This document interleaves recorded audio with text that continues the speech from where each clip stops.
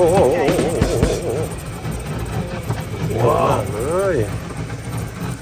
มันเป็นป๋ามันหรือเปล่านะใช่เหรอไม่ใช่มันเป็นเพื่อนกันเหรอลูกสวัสดีครับพี่หมีวันนี้เอเดนมาดูพี่หมีนะครับสวัสดี สวัสดีหน่อยครับ วันนี้เราจะมาอะไร มาทำอะไรล่ะครับนี่อันนี้ตัวอะไรอะครับลูกเนี่ยมันเดินไปแล้วอ่ะมันเดินไปแล้วไม่ต้องกลัวเอเดนนะบอกมันสิลูกว่าไม่ต้องกลัวไม่ต้องกลัวไม่ต้องกลัวเดนมันเป็นเพื่อนกับเดนนะว้าวไหนป๋าป๋าเอ้ยนั่นไง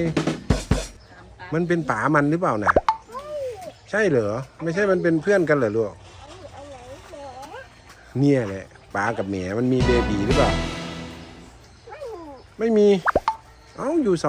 องคนเหรออยู่2 ตัวเหรอครับครับโอเค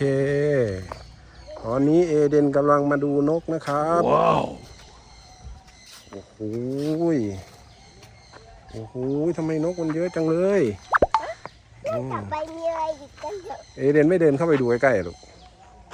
เขาเรียกว่านกอะไรนี่นกกาบบัวนกกาบบัวนกกาบบัวตุ่มดูสิมันเล่นที่ตุ่มเหมือนหมูเลย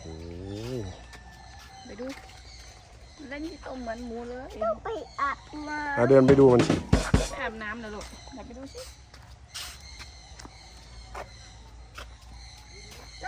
กลับไปนี่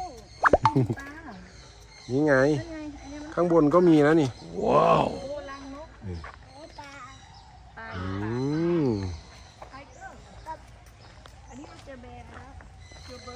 อันนี้คืออะไรนี่อาณาจักรนกไปเดี๋ยวเอเดนจะเดินไปขึ้นรถกอล์ฟไปต่อแล้วครับไปดูอะไรไปดูไม่รู้เลยเดินเลยครับว้าวอันนี้เดนกำลังขี่รถกอล์ฟ